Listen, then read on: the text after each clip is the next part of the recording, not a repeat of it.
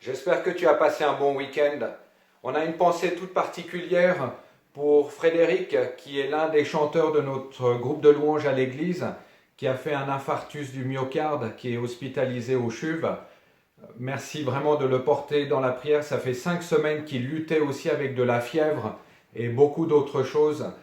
Continuons à prier pour Heinz, le mari de Rosemary, qui a aussi cette maladie du virus, qu'on puisse vraiment demander la grâce de Dieu dans cette saison particulière. Et pour toi, Rosemary, je sais que tu nous écoutes aussi. Nous pensons à toi, nous prions la faveur et la grâce de Dieu dans cette période. Et Françoise aussi qui nous écoute, eh bien, on persévère dans la prière. La vie chrétienne est une persévérance dans tous les domaines. Et ce que nous étudions tous les matins nous enseigne cette notion de l'endurance, de la persévérance. Et quand notre corps est meurtri et malade, nous qui allons bien, on ne peut pas ressentir, on ne sait pas ce par quoi, eh bien, vous êtes en train de passer, mais en tout cas, de tout cœur, on est présent avec vous. Hier, Carole a donné un super message et elle a dit quelque chose qui est assez intéressante et importante, c'est qu'on veut toujours obéir quand on comprend pourquoi. Et je pense que c'est la même chose pour toi. On est prêt à dire oui si on nous dit pourquoi. On est prêt à obéir aux ordres si on sait pourquoi on doit le faire et peut-être quelle va être la récompense à la fin.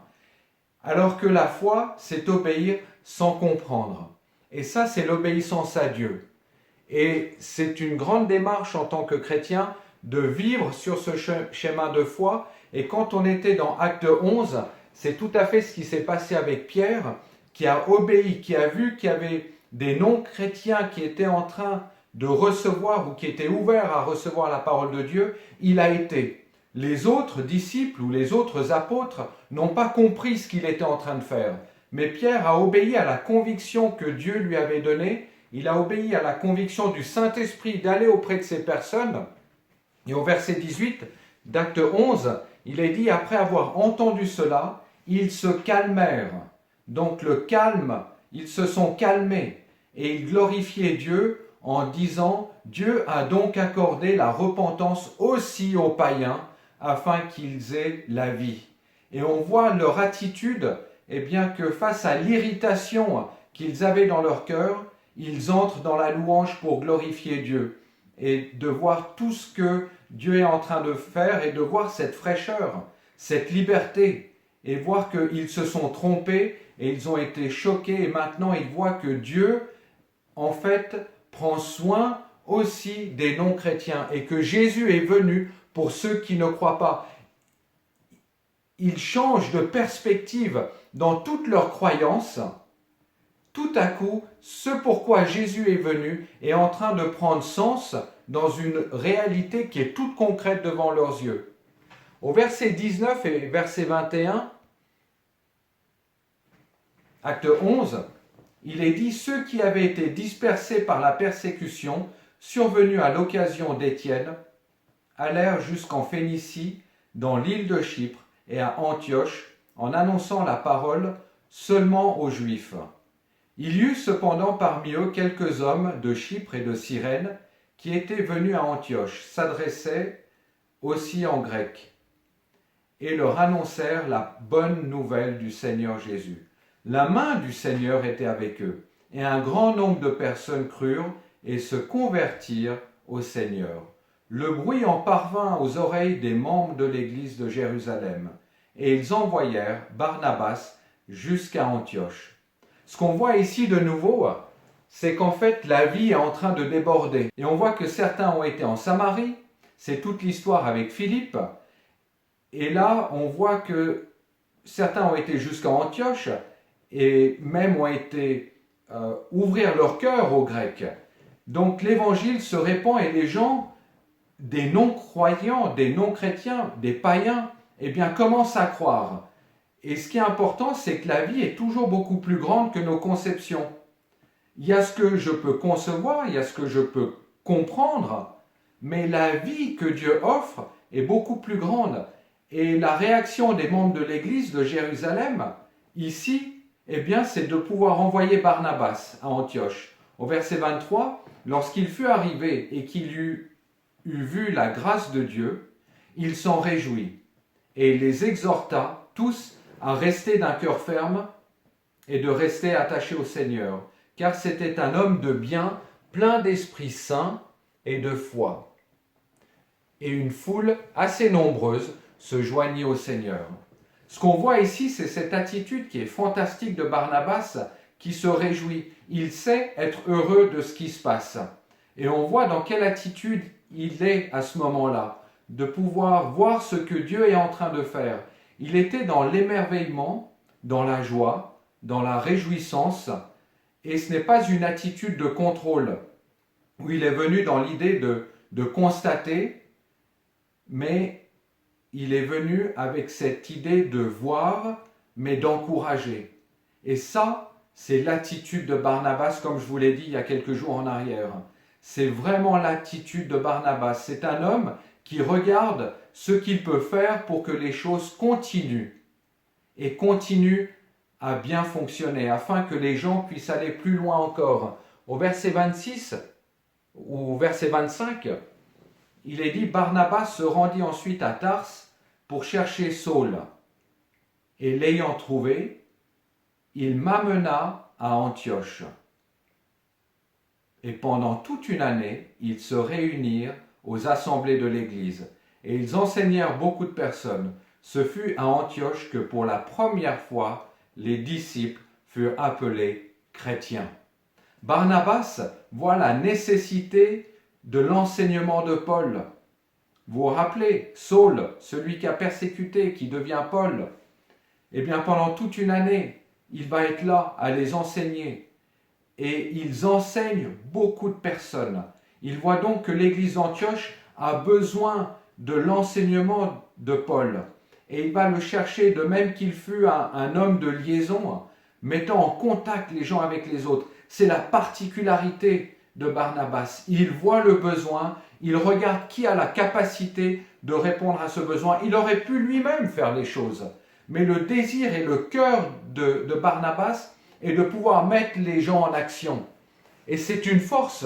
On voit dans quelle attitude Barnabas travaille. Il voit la vie de Dieu, ses conversions, l'action du Saint-Esprit, et il se dit, mais comment pourrais-je faire pour que cela aille plus loin, qu'on reste dans la bonne direction, qu'on puisse rester sur ce pourquoi Jésus est venu.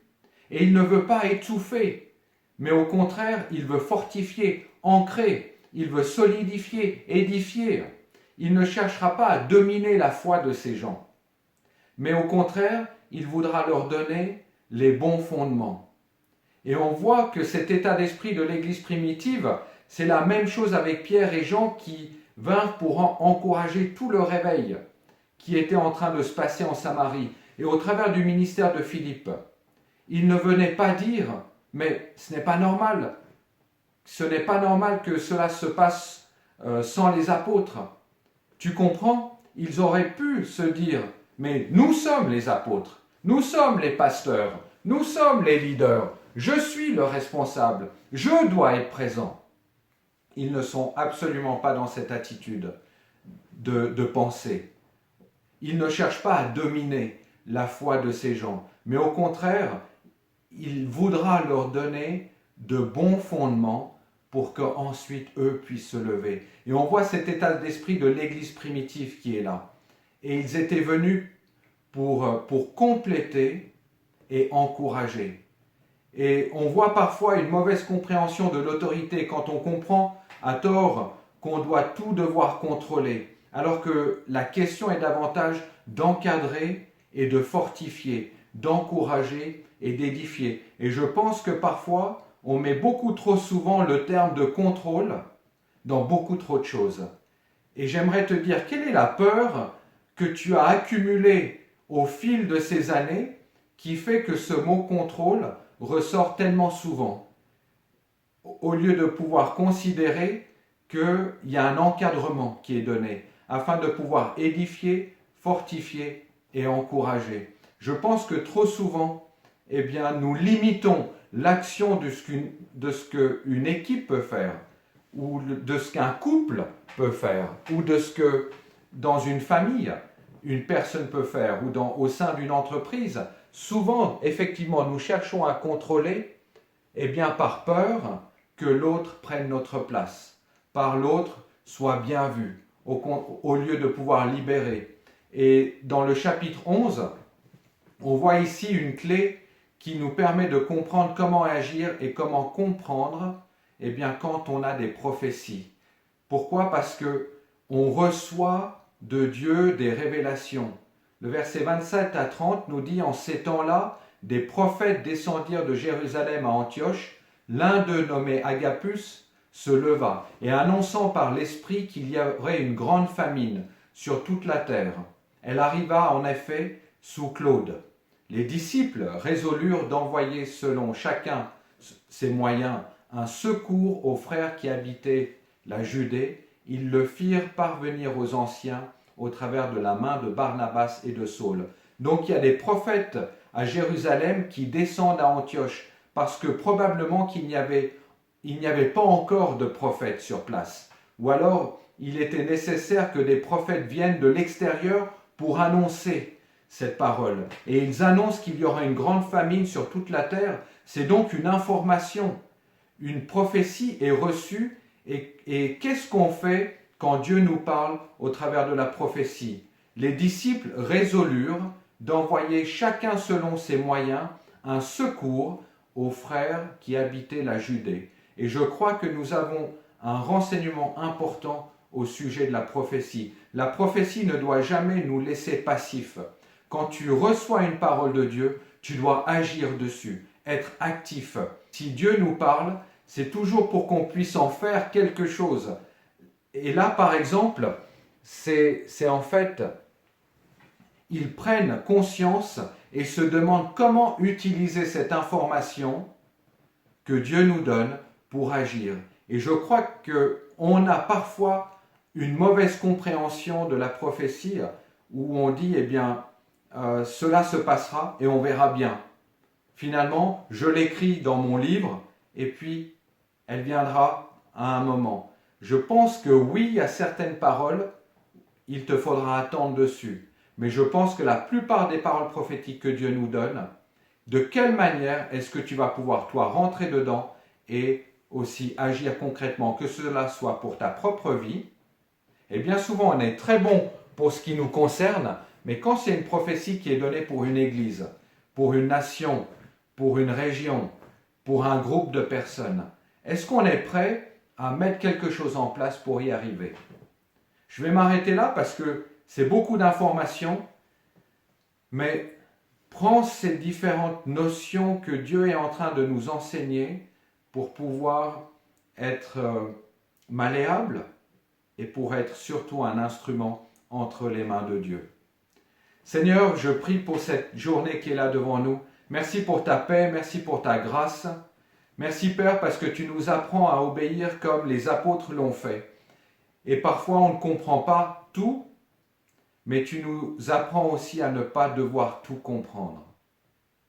Et tu nous apprends aujourd'hui l'importance de pouvoir écouter au travers peut-être de la prophétie, et peut-être que la première prophétie, eh bien, c'est celle de la parole de Dieu. C'est au travers de ta parole que tu nous parles. Seigneur, garde nos cœurs, protège nos pensées, protège nos bouches, protège ce qui peut sortir de nous, protège nos gestes, protège nos actions, garde-nous et apprends-nous à pouvoir te dire oui et à pouvoir t'obéir sans toujours vouloir tout comprendre. Et c'est la même chose dans une famille. C'est la même chose entre employés et employeurs. Parfois, on doit avoir confiance. Est-ce qu'aujourd'hui, je peux dire, j'ai confiance quand un tel ou un tel me demande de faire quelque chose? Est-ce que dans l'Église, quand un responsable met quelque chose en place, est-ce qu'aujourd'hui, tu peux dire, j'ai confiance? Ou est-ce que je n'ai pas encore confiance dans cette personne? Qu'est-ce que Dieu veut pointer du doigt? Peut-être que tu as un chemin à faire par rapport à cela. Parce que dans ce cas, tu vas être un frein pour tout un groupe de personnes. Et Dieu te dit aujourd'hui, ne sois pas un frein. Je ne veux pas que tu sois un frein parce que j'ai des projets qui sont grands et j'ai j'ai mis des hommes et des femmes en place. Fais-leur confiance. C'est peut-être avec ton employeur. Fais-lui confiance. Ne cherche pas toujours ce qui ne va pas. Ne cherche pas à voir les mauvais angles. Ne cherche pas à voir tout ce qui ne va toujours pas. Ça, c'est la nature humaine, c'est la nature de la chair. Mais Dieu te dit, eh bien, regarde à ce qui va. Alors, Père, je prie pour chacun d'entre nous qu'une nouvelle compréhension puisse grandir dans notre cœur et nous voulons déposer toutes choses et apprendre à marcher d'une saine manière. Amen. Je te souhaite une très belle journée. Que ce lundi soit un lundi de bénédiction pour toi. À demain.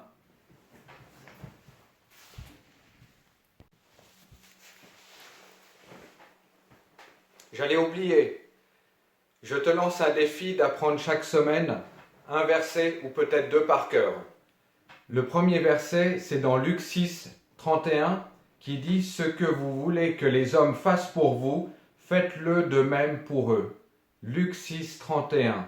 Ce que vous voulez que les hommes fassent pour vous, faites-le pour eux.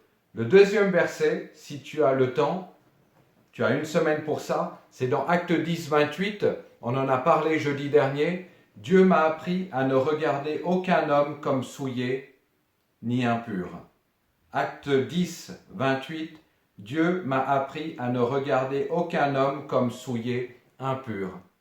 La raison pour laquelle ces deux versets, c'est que ce que vous voulez que les hommes fassent pour vous, faites-le pour eux. Eh bien, ça t'apprend aussi à pouvoir modeler ta manière d'être en relation avec les autres, de ne pas être sur un terrain du jugement, mais c'est une manière de pouvoir t'encourager.